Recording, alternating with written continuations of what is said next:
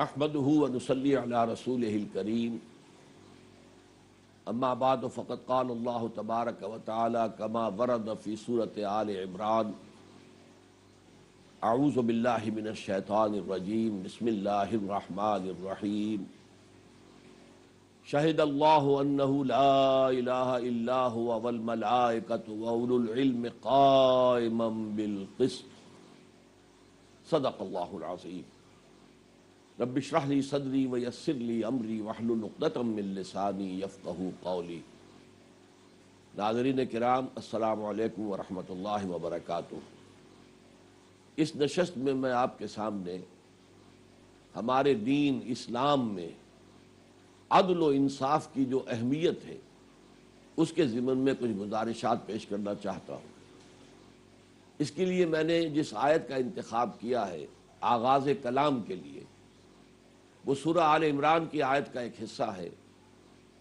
شہد اللہ انہ لا الہ الا ہو، اللہ خود گواہ ہے اس پر کہ اس کے سوا کوئی معبود نہیں ہے، والملائکۃ، اور تمام فرشتے بھی گواہ ہیں، واولو العلم قائما بالقسط، اور جو علم والے ہیں، اہل علم ہیں، فہم والے ہیں، شعور والے ہیں، وہ بھی گواہ ہیں۔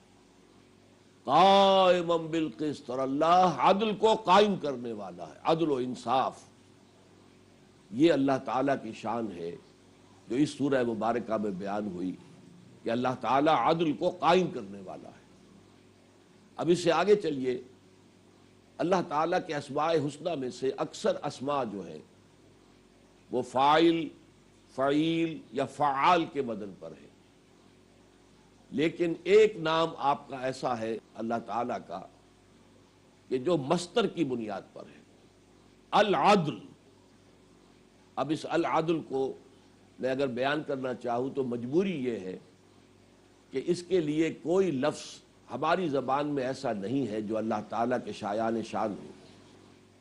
ترجمہ ہم العدل کا کریں گے سراپا عدل، مجسم عدل، لیکن یہ دونوں الفاظ جو ہیں یہ اللہ کے شایان شان نہیں ہیں۔ لیکن ہماری زبان کی محدودیت ہے کہ اس مفہوم کو ادا کرنے کے لیے اور اس طور سے ادا کرنے کے لیے جو اللہ کے شایان شان ہو، ہمارے پاس کوئی لفظ نہیں۔ اب اس سے آگے چلیے، اسلام میں اللہ پر ایمان کے بعد اہم ترین شے رسولوں پر ایمان ہے، اور رسولوں کو اللہ نے کیوں بھیجا یہ سورہ حدید کی آیت نمبر 25 میں بیان ہوا۔ لقد ارسلنا رسلنا بالبینات وانزلنا معهم الکتاب والمیزان لیقوم الناس بالقسط، ہم نے اپنے رسولوں کو بھیجا واضح تعلیمات کے ساتھ۔ بین اس شے کو کہتے ہیں جو از خود واضح ہو، جیسے ہم کہتے ہیں کہ آفتاب آمد، دلیل آفتاب، جب سورج طلوع ہو گیا تو اپنے وجود پر وہ خود دلیل ہے۔ آپ کسی دلیل سے اس کے وجود کو ثابت کرنا چاہیں گے تو شک تو پیدا کر دیں گے، لیکن یقین تو در حقیقت وہ خود اپنے وجود سے ہمیں فراہم کر رہا ہے۔ تو بین وہ شے، اردو میں بھی ہم کہتے ہیں بھائی بین سی بات ہے، کیوں نہیں سمجھ رہے ہو؟ اور یہ بینات کا اطلاق دو چیزوں پر ہوتا ہے، ایک تو تعلیمات لے کر آئے رسول، وہ بین ہے، فطرت انسانی کی جانی پہچانی چیزیں، فطرت کے اندر پہلے سے ودیت شدہ ہیں۔ اسی اعتبار سے قرآن حکیم اپنے آپ کو الذکر، ذکرا اور تذکرہ سے تعبیر کرتا ہے، یاد دہانی، کہ فطرت انسانی کی جانی پہچانی چیزیں جن کی طرف سے ظہور ہو گیا، توجہ نہیں رہی، ان چیزوں کو یاد دلانے کے لیے قرآن نازل ہوتا ہے۔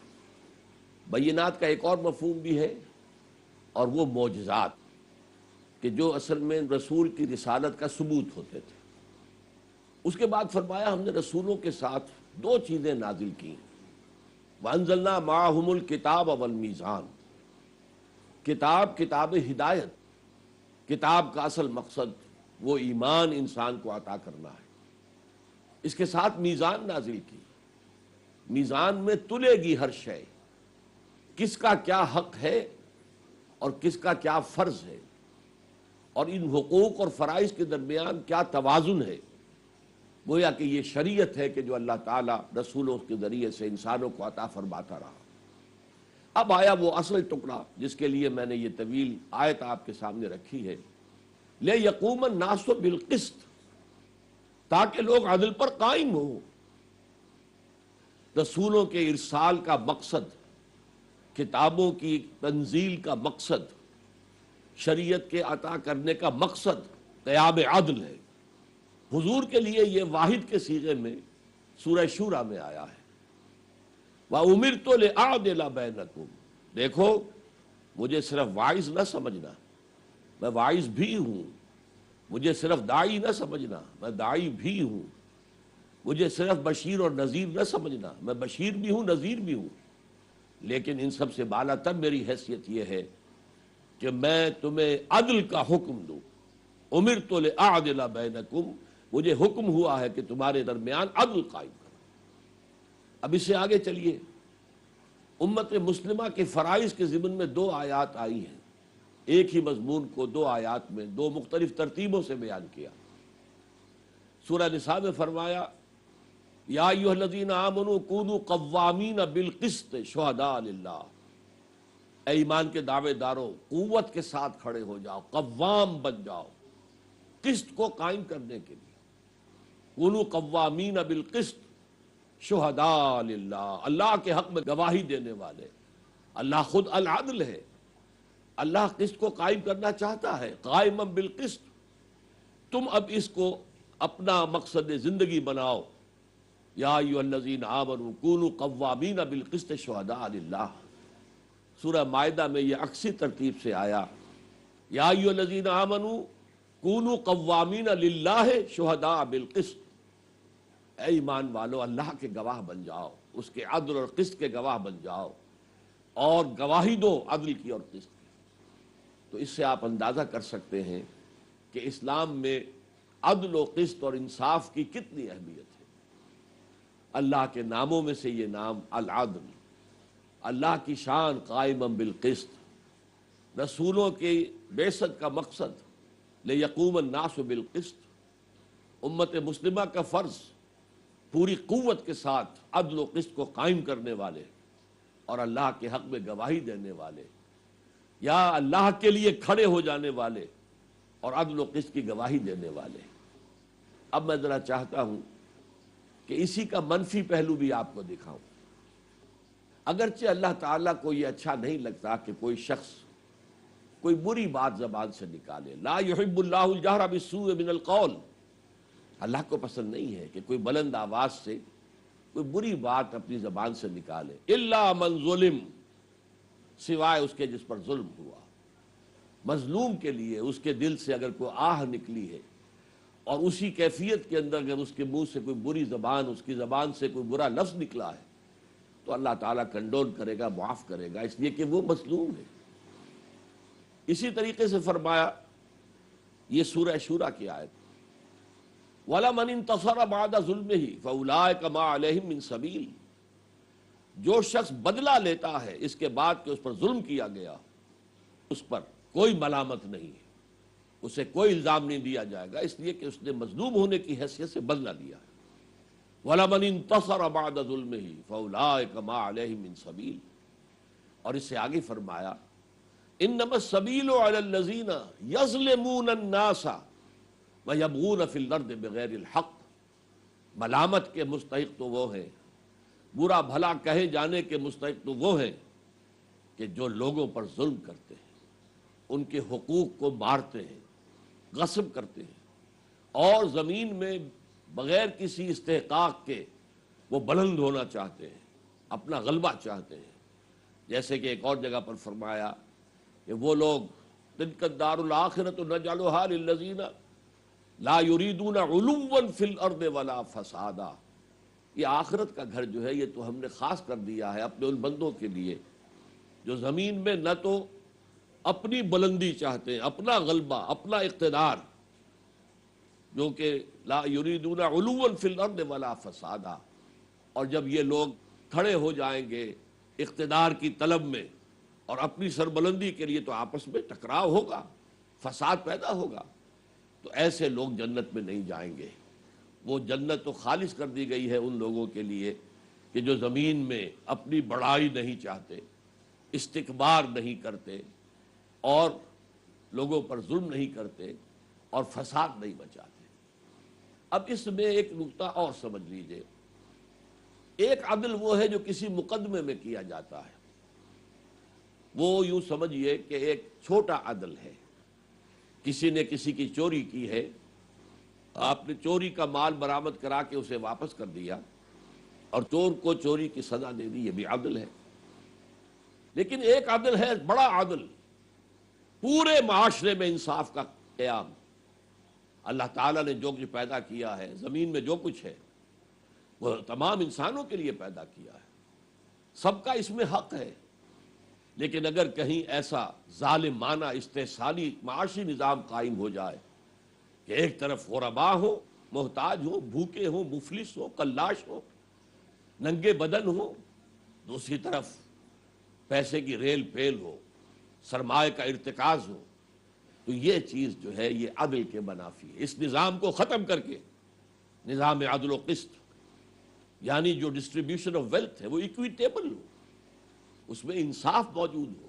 قرآن مجید کا مقصد اور محمد الرسول اللہ صلی اللہ علیہ وسلم کا سب سے بڑا کارنامہ وہ یہی ہے کہ آپ نے ایک ایسا معاشرہ قائم فرمایا جس میں نہ صرف یہ کہ انفرادی سطح پر عدل تھا بلکہ پورا اجتماعی نظام عدل پر مبنی تھا۔ یہ پیسج کوٹ کر کے ایچ جی ویلز نے لکھا تھا میں کیوں کہہ رہا ہوں یہ بتاؤں گا بعد میں۔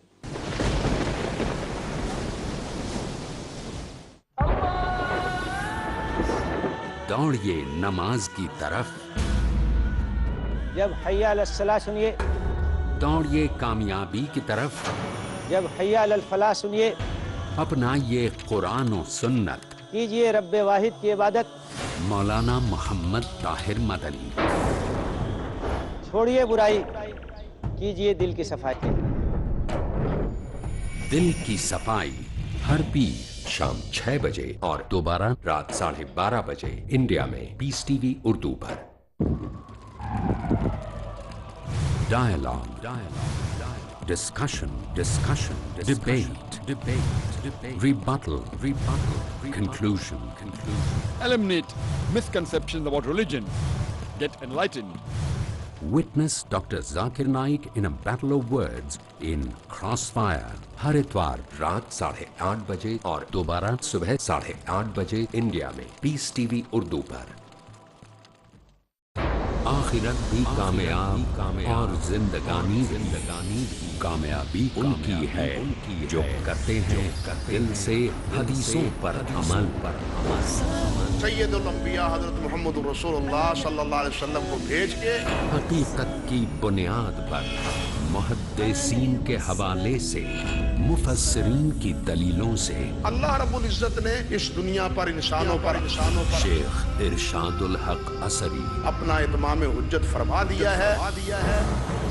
سمجھیے رسول اللہ کے اقوال و اعمال کو جن کا سمجھنا علماء کی کوششوں کی وجہ سے ہو گیا ہے آسان اور سلیس، حجیت و اہمیت حدیث۔ اگلا پروگرام پیس ٹی وی اردو پر۔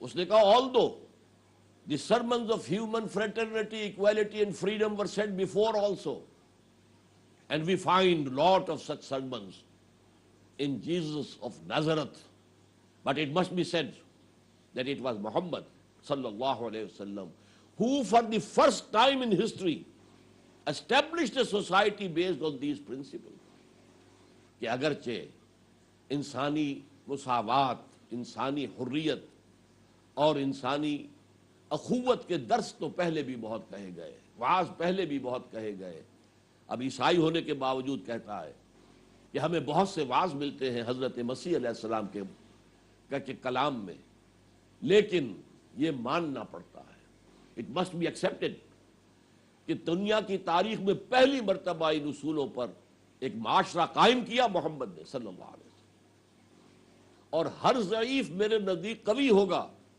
جب تک کہ میں اس کو اس کا حق دلوا نہ دوں۔ یہ ہے وہ نظام عدل و قسط جو محمد نے قائم کیا صلی اللہ علیہ وسلم، ایک بڑی جان گسل محنت اور مشقت اور جد و جہد کے نتیجے میں جو 23 برسوں پر پھیلی ہوئی تھی، اور یہی ہے جس کا کہ ہم ایک بتمام و کمال مظاہرہ جو ہے وہ خلفائے راشدین کے دور میں دیکھتے ہیں۔ اسی طریقے سے ہم دیکھتے ہیں حضرت عمر رضی اللہ تعالیٰ عنہ کے بارے میں، اور ان کا دور اس اعتبار سے حضرت ابوبکر کے دور سے ذرا مختلف ہے۔ دیکھیے حضور صلی اللہ علیہ وسلم نے 23 برس کی محنت شاقہ اور ایک انقلابی عمل کے ذریعے سے انقلاب برپا کیا اور نظام عدل و قسط قائم کر دیا۔ آپ کے انتقال کے بعد کاؤنٹر ریولوشنری فورسز نے سر اٹھایا، جھوٹے نبی کھڑے ہو گئے، زکوٰۃ کا انکار کرنے والے کھڑے ہو گئے۔ تو یہ گویا کہ ایک کوشش تھی کہ انقلابی محمدی صلی اللہ علیہ وسلم کو انڈو کر دیا جائے، ختم کر دیا جائے۔ حضرت ابوبکر کا دور جو ہے وہ در حقیقت ان تمام کاؤنٹر ریولوشنری موومنٹس کو سپریس کرنے اور کرش کرنے میں صرف ہوا۔ آپ نے اثر نو اس انقلاب کو مضبوط مستحکم بنا کر اور گویا کہ حضرت عمر کے حوالے کیا ہے۔ تو جسے ہم کہتے ہیں انگریزی میں للی ان بلوم، پھول جب کھلا ہوا ہو، تو وہ کھلا ہوا پھول جو ہے اسلام کے نظام عدل و قسط کا، وہ ہمیں حضرت عمر رضی اللہ تعالیٰ عنہ کے عہد میں نظر آتا ہے۔ حضرت عمر نے بھی کہا تھا اپنے خطبے میں، جبکہ آپ کے ہاتھ پر بیعت ہو رہی تھی، کہ لوگوں اگر میں سیدھا چلوں تو تم پر میری اطاعت فرض ہوگی، اور اگر میں ٹیڑھا ہونے لگوں تو تم پر فرض ہوگا کہ مجھے سیدھا کرو۔ وہی انداز کہ کوئی حاکم، کوئی بھی انوسینٹ نہیں ہے، کوئی بھی ایسا نہیں ہے، انفیلیبل نہیں ہے، غلطی ہو سکتی ہے۔ انفیلیبلٹی وہ تو خاص ہے صرف انبیاء اور رسول کے لیے، وہ معصوم ہے، لہذا غلطی ہو سکتی ہے، ابو بکر سے بھی ہو سکتی تھی۔ رسول کی رائے سے اختلاف نہیں ہو سکتا، ابو بکر کی رائے سے اختلاف ہو سکتا ہے۔ مانعین زکوٰۃ سے جہاد کرنے کے ضمن میں حضرت عمر کو اختلاف تھا کہ آپ ایک نیا محاذ نہ کھولیے، پہلے ہی 2 محاذ کھلے ہوئے ہیں۔ سلطنت روما سے ہمارا تصادم شروع ہو چکا ہے، جیش اسامہ کو آپ نے روکا نہیں، روانہ کر دیا ہے، اس لیے کہ آپ نے کہا کہ جو جیش حضور نے تیار کر دیا تھا میں اسے روکوں گا۔ پھر یہ کہ جو نبی بن کر کھڑے ہو گئے جھوٹے، ان کے خلاف تو قتال کرنا ہی کرنا ہے۔ لیکن یہ آپ تیسرا محاذ نہ کھولیے، مسلمانوں کے دل پہلے ہی زخمی ہیں، حضور کے انتقال کے بعد لوگوں کا مورال گرا ہوا ہے، تو آپ تیسرا جو ہے محاذ نہ کھولیے۔ اور انہوں نے کوئی انکار تو نہیں کیا ہے، انہوں نے یہ کہا کہ زکوٰۃ ہم آپ کو نہیں دیں گے، ہم تو اپنے طور پر ڈسٹریبیوٹ کریں گے۔ حضرت ابوبکر نے فرمایا عمر تم دور جاہلیت میں تو بڑے سخت انسان تھے، اسلام میں آ کر نرم ہو گئے۔ اے عمر، اگر یہ لوگ حضور کے زمانے میں زکوٰۃ میں اونٹ دیتے تھے اور ساتھ ہی اونٹ کا گھٹنا باندھنے والی رسی بھی دیتے تھے، اب وہ کہیں کہ اونٹ لے جاؤ رسی نہیں دیں گے، تب بھی میں قتال کروں گا۔ یہ عزیمت کا پہاڑ تھا ابو بکر میں، اور فرمایا اگر کوئی نہیں نکلے گا تو میں اکیلا نکلوں گا۔ اور فرمایا ایبدل الدین وانا حی، کیا دین میں ترمیم کی جائے گی؟ جسے کہا ہے ریویژنسٹ۔ چائنا کا سارا الزام جو تھا رشیا پر کہ یہ ریویژنسٹ ہیں، اصل مارکسزم سے ہٹ گئے، تو کیا ہم محمد کی تعلیمات سے ہٹ جائیں گے؟ اور جبکہ ابھی میں زندہ ہوں، میرے جیتے جی یہ نہیں ہو سکتا۔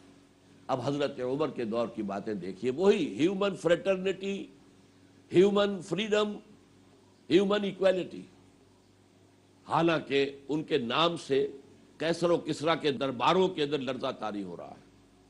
عام مسلمان کو ان پر تنقید کا حق حاصل تھا۔